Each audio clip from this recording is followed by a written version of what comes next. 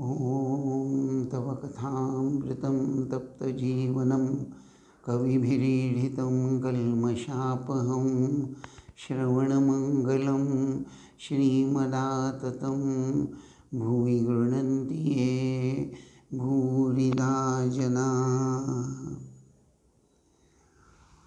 नमस्कार।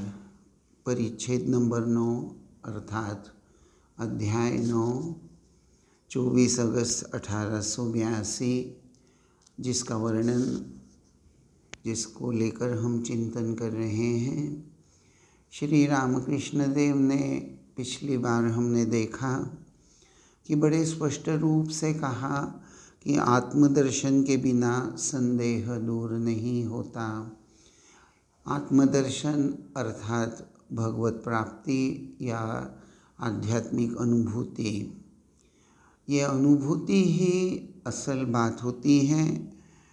और फिर श्री राम कृष्ण कहते हैं कि उनकी कृपा होने पर फिर कोई भय की बात नहीं रह जाती।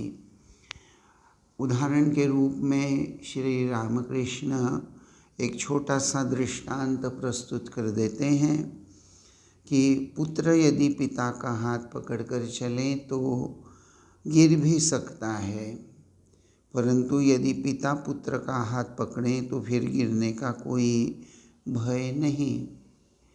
ये जो छोटा सा दृष्टांत है, अर्थात पुत्र पिता का हाथ पकड़ रहा है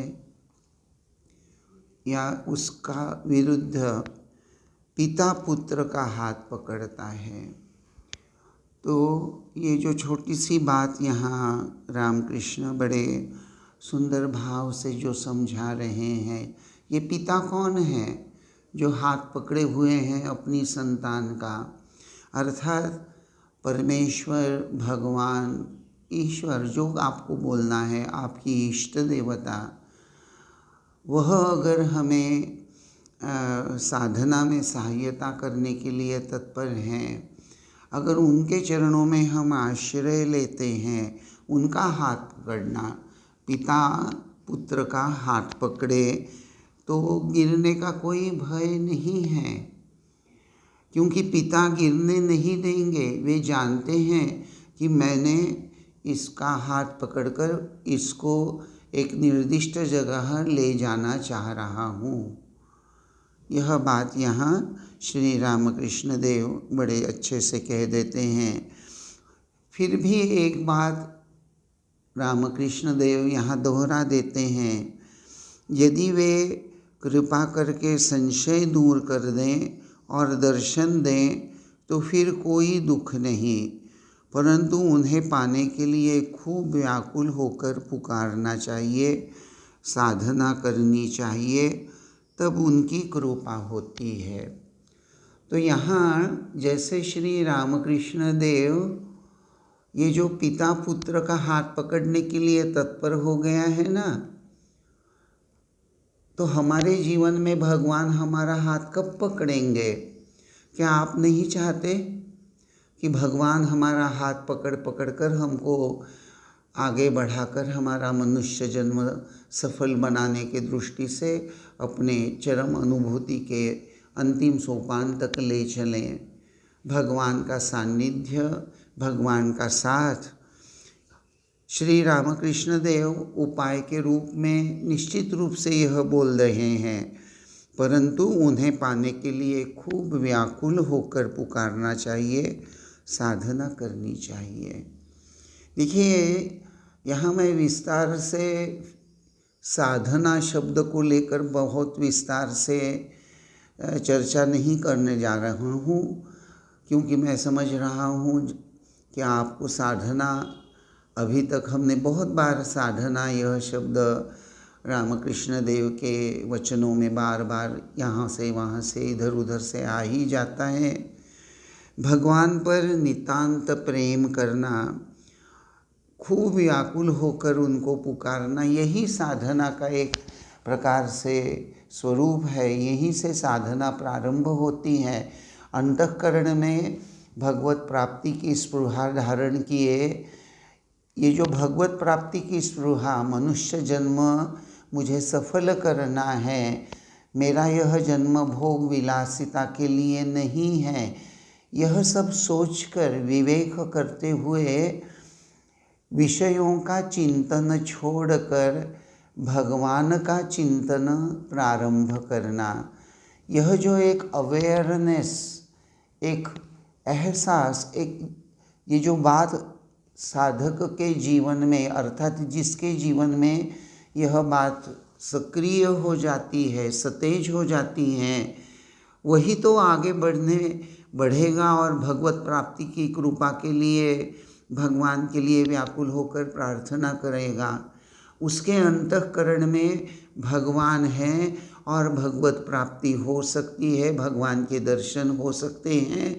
इसको लेकर कोई अविश्वास की भावना नहीं, एक दृढ़ भावना है, निश्चिंतता है कि ये बात 101% सच है, क्योंकि संतों को, महात्माओं को भगवान का दर्शन हुआ है। देखिए, विवेकानंद जी ने, नरेंद्र नाथ ने जब श्री रामकृष्ण देव से यह प्रश्न पूछा कि क्या आपने भगवान को देखा है, तो श्री रामकृष्ण देव जो जवाब दे देते हैं कि हाँ, मैंने भगवान को देखा है और बिल्कुल स्पष्ट रूप से देखा है, जैसा मैं तुमको देख रहा हूँ।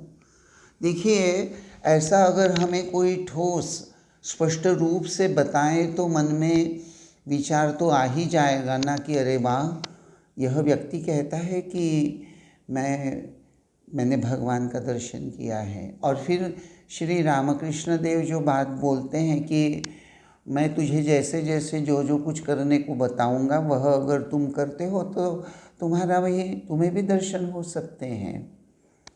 अर्थात साधना करनी चाहिए, यह जो श्री रामकृष्ण देव कह रहे हैं। तो ये जो साधना करनी है, यानी क्या करना है, हमें व्याकुल होकर भगवान को प्रार्थना करनी है, पुकारना तो है ही, लेकिन उसी के साथ साथ भगवान पर, अपने ध्येय पर आत्यंतिक प्रेम होना चाहिए। अपने ध्येय को लेकर एक अदम्य उत्साह कि मेरे जीवन को एक उज्जवल पक्ष है मेरे जीवन का, ये भोग विलास, विषयों का चिंतन, यह सब गौण बातें हैं। विषयों का बोलो खाना पीना, कपड़े पहनना, या एकदम ठोस भाषा में बोलना है तो मूलभूत आवश्यकताएं, रोटी कपड़ा और मकान, समाज में प्रतिष्ठा इत्यादि, ये सब बातें अपने ढंग से सही, व्यावहारिक दृष्टि से सही होते हुए भी वह अंतिम बातें नहीं हैं। वह सब मेंटेन करते हुए, उसको पकड़कर, उसको प्राप्त करते हुए मन को प्रशिक्षित करना है, मन को इस प्रकार से तैयार करना है जिससे अंतःकरण में उच्च ध्येय हमेशा बना रहे। और जब तक वह प्राप्त नहीं होता तब तक मैं प्रयास करता रहूँगा, साधना के प्रति अदम्य उत्साह। और इसीलिए भगवान पर, भगवान के अस्तित्व पर यह आस्तिक्य बुद्धि, विवेक बुद्धि, निश्चयात्मिका बुद्धि, सूक्ष्म बुद्धि, तीक्ष्ण बुद्धि, इन सभी को एक तरह से स्वीकार करते हुए, यह हमारे प्रत्येक व्यक्ति में यह बातें भगवान ने हमको जैसे देकर ही भेजा है, इसको हम इस्तेमाल नहीं करते, इसलिए यह हमारे अंतःकरण के पहलू कार्य करते हुए नज़र नहीं आते। लेकिन अगर इनको हम इस्तेमाल करना शुरू करें, इसका उपयोग करना शुरू करें, तो ये सभी बातें हमारे जीवन में सतेज हो जाएंगी। भगवान को नित्य नियमित रूप से हम पुकारने लगेंगे, भगवान का नाम लेने लगेंगे, संयम का पालन करने लगेंगे। तो देखिए, भगवान के नाम में इतनी शक्ति होती है, और भगवान को अर्थात अपने इष्ट देवता, अपने उच्च ध्येय पर जब हम प्रेम करने लगते हैं तो इंद्रियां जो हैं, ये जो हमारी बहिर्मुखी इंद्रियां हैं, ये धीरे धीरे ईश्वर की ओर मुड़ने लगती है और इंद्रियों पर संयम सधने लगता है, क्योंकि विवेक शक्ति सक्रिय हो जाती है। विवेक के साथ वैराग्य भी हमारे जीवन में अपना प्रभाव छोड़ना शुरू करता है। वैराग्य अगर आ जाता है तो वैराग्य के आधार से ही विवेक पनपता है या तेजस्वी बना रहता है, और विवेक तेजस्वी है जिसके आधार से वैराग्य जीवन में सधता है, आ जाता है। और भगवान का अखंड अनुसंधान करना हम जब शुरू करते हैं तो धीरे धीरे यह अखंड अनुसंधान करना एक सहज स्वाभाविक अवस्था हमारे जीवन में हो जाती है। अंग्रेजी में अक्सर हमारे एक स्वामी जी बार बार बोला करते थे, anchoring our mind at the holy feet of our ishta देवता।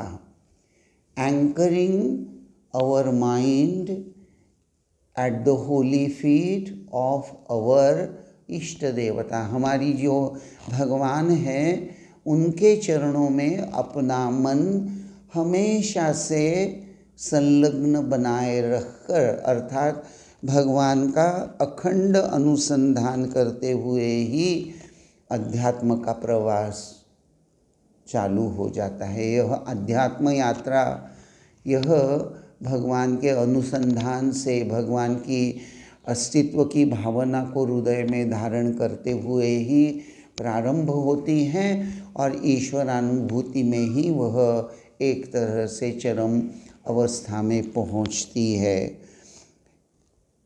थोड़ा सा आगे का पाठ पढ़ते हैं। मणि सोच रहे हैं, ईश्वर दौड़ धूप क्यों कराते हैं? श्री रामकृष्ण तुरंत कहने लगे, उनकी इच्छा कि कुछ देर दौड़ धूप हो तो आनंद मिले। लीला से उन्होंने इस संसार की रचना की है, इसी का नाम महामाया है। अतएव उस शक्ति रूपिणी महामाया की शरण लेनी पड़ती है। माया के पाशों ने बांध लिया है, फांस काटने पर ईश्वर के दर्शन हो सकते हैं।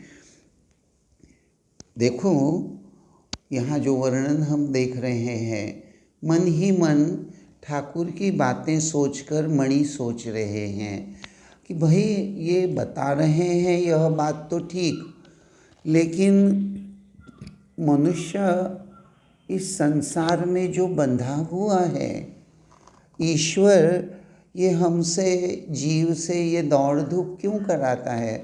बहुत बार लोगों को यह एकदम से मूलभूत प्रश्न अक्सर रहता है। हमको तो कितने ही लोग बार बार आकर यह प्रश्न पूछते हैं। यंग लड़के पूछते हैं, मध्यम आयु के गृहस्थी लोग पूछते हैं, भक्त लोग पूछते हैं, नए नए पधारने वाले लोग पूछते हैं कि महाराज इस संसार में यह इतना दुख क्यों है? भगवान ने अगर यह सब सृष्टि बनाई है, जीव बनाया है, तो ये भगवान ने इतने संकट, इतनी विपदा, इतने दुख, ये सब इसकी रचना क्यों की है?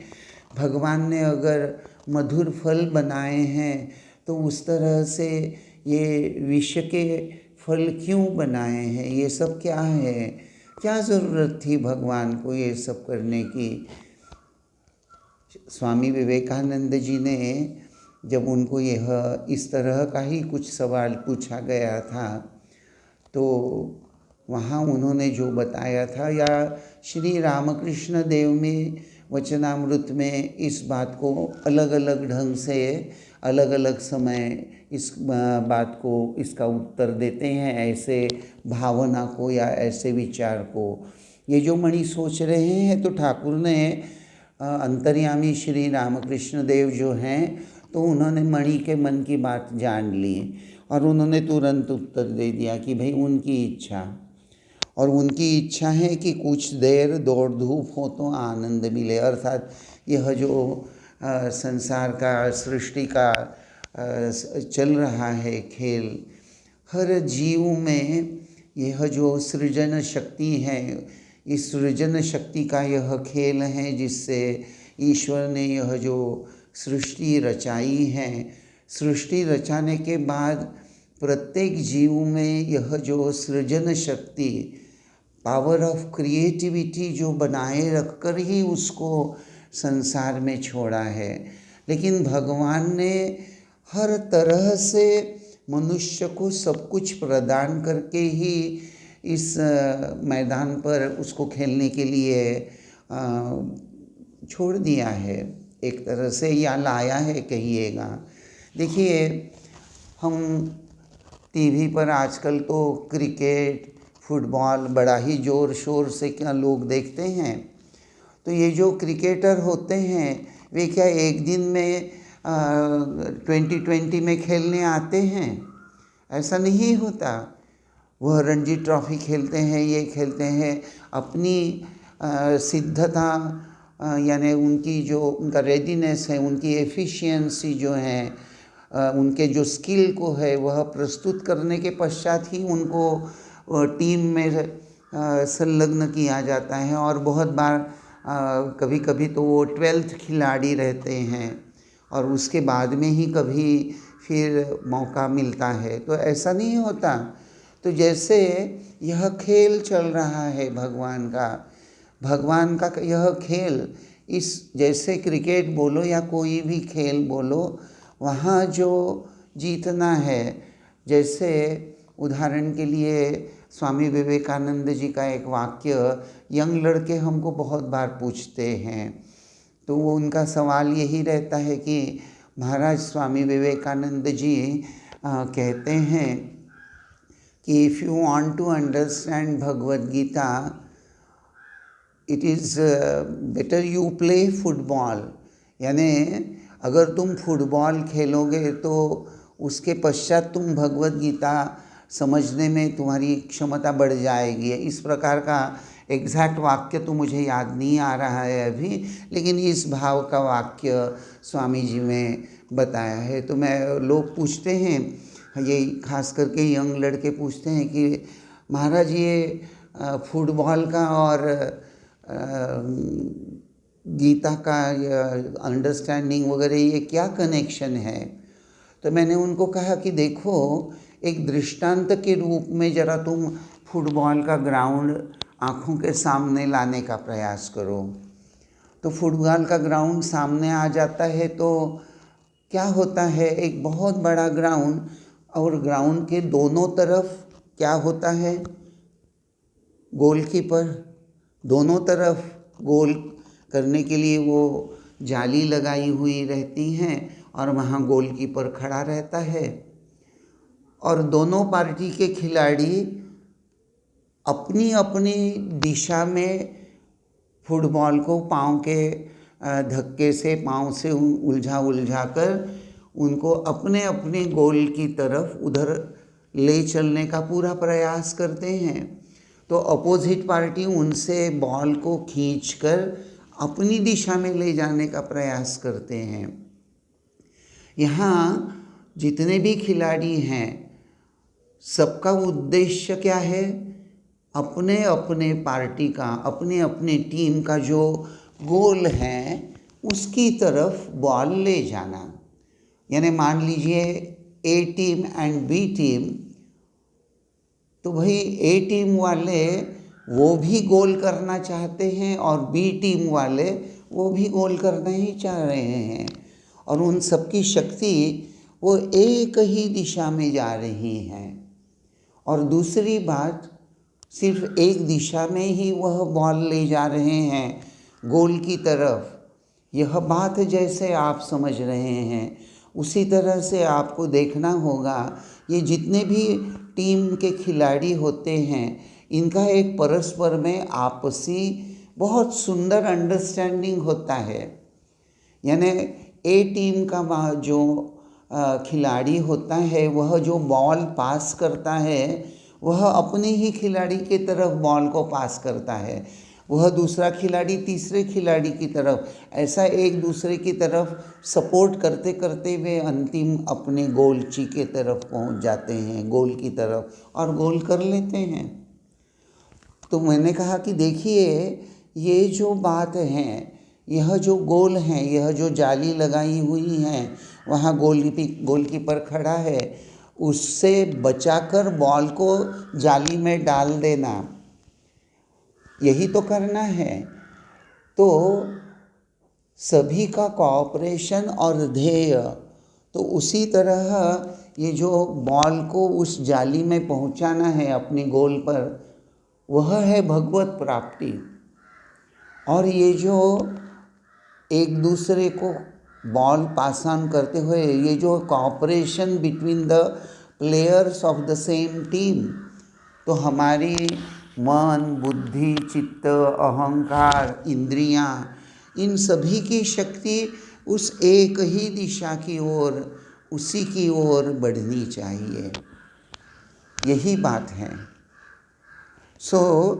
ये सब जो खेल चल रहा है, इस खेल में ठाकुर ये जो बात बड़ी मुख्य रूप से बता देते हैं कि भाई ये लीला है, यानी मनुष्य सच कहो तो भगवत प्राप्ति की पूर्ण क्षमता धारण किए हुए रहते हुए भी उस ओर क्यों नहीं बढ़ता? ऐसी क्या वजह है कि वह खेल में ही रमा रहता है, गोल नहीं कर रहा है, अपने निर्दिष्ट ध्येय की ओर नहीं बढ़ रहा है? क्यों? क्षमता तो है, पूरी तरह से है। यह जो मैंने अभी आपके सामने बात कही कि इंटेलेक्चुअल यानी बुद्धि जो है, विवेक बुद्धि, निश्चयात्मिका बुद्धि, तीक्ष्ण बुद्धि, सूक्ष्म बुद्धि, आस्तिक्य बुद्धि, तो बुद्धि के भाई कितने ही ये जो आयाम है, ये तो हमारे पास में ही है, सब कुछ हमारे पास में है। और हमारा सांसारिक जीवन हमें बार बार यह समझा भी रहा है कि इस संसार में क्षणिक आनंद है, शाश्वत आनंद नहीं। और जिन इंद्रियों से हम सुख का उपभोग करते हैं, अगर वह ठीक से अपने उद्देश्य की ओर सही दिशा में न लगाएं, तो वैसे तो इंद्रियां क्षीण हो जाती हैं।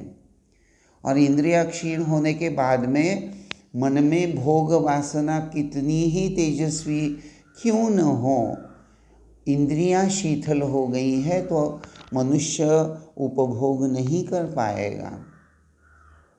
यह जो बात है कि जिन इंद्रियों के आधार से मनुष्य सुख का, यह क्षणिक सुख का, सांसारिक उपभोग करता है सुख का, वह तो एक कुछ काल के लिए ही है, और फिर अंतिम परिणाम मनुष्य मृत्यु को प्राप्त हो जाता है, फिर से जन्म ग्रहण करता है।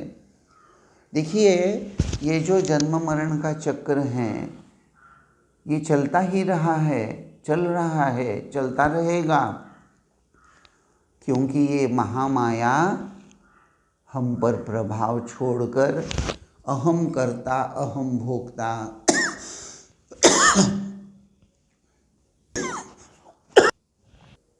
तो मनुष्य यह अहम कर्ता, अहम भोक्ता की भूमिका में रहता है।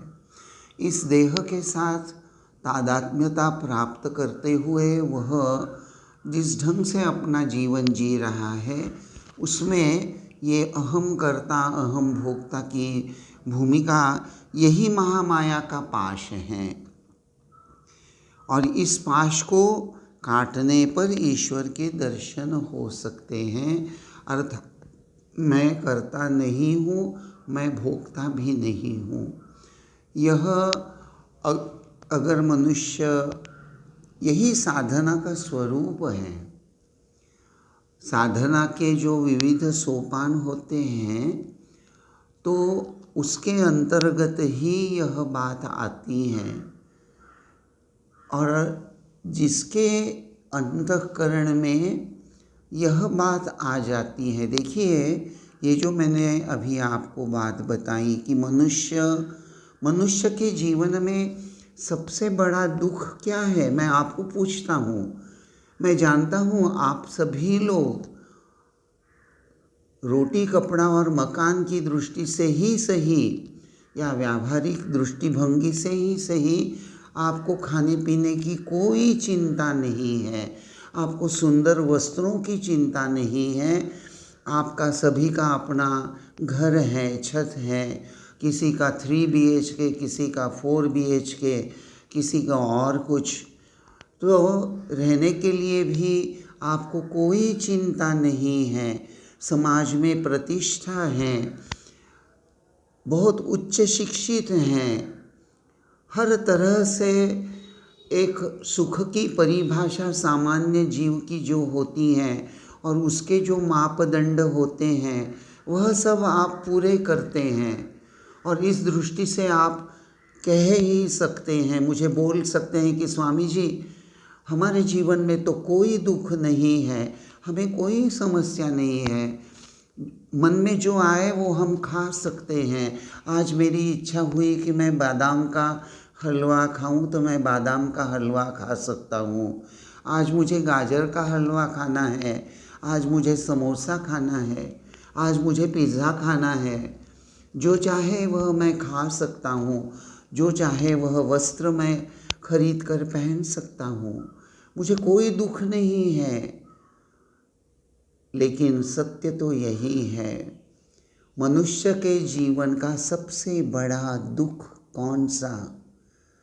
पारमार्थिक दृष्टि से मनुष्य यह जो जन्म मरण के चक्र में फंसा हुआ है, अटका हुआ है, यही सबसे बड़ा दुख है। और इस दुख की निवृत्ति हो सकती है, इस जन्म मरण के चक्र से मैं मुक्त होना चाहता हूँ, मोक्ष चाहता हूँ, मेरा मनुष्य जन्म भगवत प्राप्ति के लिए है। यह चेतना जब हमारे आपके अंतःकरण में सजीव हो जाती है, उसी पल हमारे जीवन में हमारी आध्यात्मिक यात्रा चालू हो जाती है। देखिए, 1 जनवरी 1886 कहते हैं श्री रामकृष्ण देव कल्पतरु हुए थे। और उस दिन जितने भक्त उस समय वहाँ थे, लीला प्रसंग के अनुसार जहाँ तक मुझे याद है, लगभग 30 लोग उस वक्त उन्होंने श्री श्री ठाकुर की कृपा प्राप्त की थी। उसके बाद में भी शाम को चुनील बाबू वगैरह कई लोग उन्होंने भी ठाकुर की कृपा प्राप्त की। तो उस दिन श्री श्री रामकृष्ण देव के श्री मुख से यह जो आशीर्वाणी आई थी, आप सबको चैतन्य प्राप्त हो। ये जो चैतन्य प्राप्त हो ऐसा आशीर्वाद कहिए या अभयवाणी श्री रामकृष्ण सबको उद्देश्य करके देते हैं। वह कोई सिर्फ वहाँ उपस्थित भक्तों के लिए ही यह आशीर्वाद नहीं है। श्री रामकृष्ण देव की यह अभयवाणी आज भी उतनी ही कार्यकारी है, सतेज हैं। वर्णन आता है श्री रामकृष्ण देव के चरित्र में, बड़ी अद्भुत बात है। रामकृष्ण देव का चरित्र आप पढ़िए। शुरू में दक्षिणेश्वर में श्री रामकृष्ण पधारे हैं और उसके बाद व्याकुल होकर रो रो कर जगदम्बा के दर्शन के लिए बड़े अधीर हो गए हैं, रो रहे हैं। 1 दिन 2 दिन नहीं, कंटिन्यूअसली दिन पर दिन चले जा रहे हैं, रो रहे हैं। उसके बाद में भगवती के दर्शन प्राप्त हो गए, विविध साधनाएं समाप्त हो गई, सब कुछ अनुभूति में आ गया। अब तो श्री रामकृष्ण देव को रोने की कोई ज़रूरत नहीं है। लेकिन ऐसा नहीं है। फिर बाद में वर्णन आता है, श्री रामकृष्ण देव दक्षिणेश्वर में जो बंगलो हैं, कुटीबाड़ी बोलते हैं उसको, उसके छत पर जाकर श्री रामकृष्ण रो रहे हैं, रो रो कर भक्तों को पुकार रहे हैं, अरे कौन तुम लोग कहाँ हो? क्योंकि जगदम्बा ने श्री रामकृष्ण देव को दिखा दिया था कि उनके शरीर मन को अवलंबन करके जगन माता ने उनके देह मन को अवलंबन करके शक्ति का संचय करके रखा है और उनके माध्यम से जीवोद्धार का महान कार्य वह करने जा रही है। और श्री रामकृष्ण देव को उन्होंने दिखा दिया था ये सब कि जगत में अधर्म बढ़ गया है और उस अधर्म को दूर करना यही तुम्हारा मिशन है एक तरह से, और तुम्हें सहायता करने के लिए ये लोग आने वाले हैं। लेकिन अभी श्री रामकृष्ण देव देख रहे हैं कि जगदम्बा ने जो जो दिखाया है उसमें से तो कोई आ ही नहीं रहा। बड़े व्याकुल हो गए हैं और श्री रामकृष्ण, और वर्णन आता है कि छत पर जाकर, टेरेस पर जाकर श्री रामकृष्ण देव खूब रो रो कर पुकार रहे हैं कि हे जगदम्बे, हे जगन माते, तूने दिखा तो दिया लेकिन वो सब लोग कहाँ हैं? देखिए, श्री रामकृष्ण देव के अंत जीवन में ये जो 2 बार का रोना है ये बड़ा सिंबॉलिक है। इसको लेकर कभी आपने सोचा है या नहीं, मुझे नहीं पता। लेकिन देखिए, पहले श्री रामकृष्ण देव भगवत प्राप्ति के लिए रो रहे हैं और अभी जीवोद्धार की भावना से उनको सहायता करने आने वाले लोगों के लिए रो रहे हैं। ये जो श्री रामकृष्ण देव का जीवोद्धार का कार्य, इस कार्य की शुरुआत या प्रारंभ कैसे होता है? Have you ever thought about this? शुरुआत तभी होती है जब श्री रामकृष्ण देव की यह पुकार हमारे आपके अंतःकरण को छू गई और हमारे अंतःकरण में यह भावना जाग उठी, श्री रामकृष्ण देव साक्षात अवतार वरिष्ठ हैं, भगवान हैं, माँ शारदा भगवती हैं और हमारे मनुष्य जन्म का उद्देश्य भगवत प्राप्ति है। और श्री रामकृष्ण, माँ शारदा हमें निश्चित रूप से हमारे इस परम ध्येय की ओर ले चलने के लिए शक्ति प्रदान करेंगे। श्री श्री ठाकुर का नाम हम जपेंगे जो हमारे जीवन को धन्य करेगा, जो हमारे जीवन को उज्जवल करेगा। श्री श्री माँ वह महामाया है, आद्याशक्ति हैं, वही अपने हमारे ऊपर जो अज्ञान का आवरण उन्होंने डाल कर रखा है उसको हल्के से हटा देगी और हटाकर हमारे अंतःकरण में आध्यात्मिक स्पृहा जगा देगी और भगवान की ओर, अपने इष्ट देवता की ओर जाने के लिए वह शक्ति भी प्रदान करना शुरू करेगी। इसी को श्री रामकृष्ण देव ने विद्या शक्ति का प्रभाव ऐसा भी वर्णन किया है। तो आज बस यहीं रुकते हैं, इस भाव को लेकर आगे चिंतन करेंगे। ओम शांति शांति शांति। हरि ओम तत्सत। श्री राम कृष्णार्पणमस्तु।